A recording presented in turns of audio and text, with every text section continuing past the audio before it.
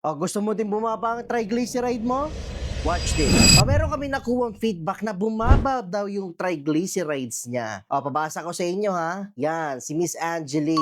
So, ang ginawa niya, nagpa-check up muna siya sa doktor niya at nirecommend na mag-take siya ng fish oil. At walang brand na nirecommend sa kanya. So, si Miss Angeli, nag-research siya at ang napili niyang brand ay ito. Yan, Nature Made Fish Oil. Pakita ko na rin yung supplement packs niya. Yan. So, dito sa Clover Alley, proud na proud kami kasi yung mga customers namin nag-iiwan talaga ng feedback na effective yung nabili nila sa amin na products. So, itong Nature Made Fish Oil, matagal ng brand ito eh. Kasabayan pa nito yung Kirkland Fish Oil. Sa akin, this is one of the most reliable brands in the US. At hindi siya nagkamali, results don't lie. Sa mga nag-iwan ng feedback about our products na nabili sa Clover Alley, thank you so much. This means a lot to us kasi it only proves na legit yung mga products namin at nagwo-work.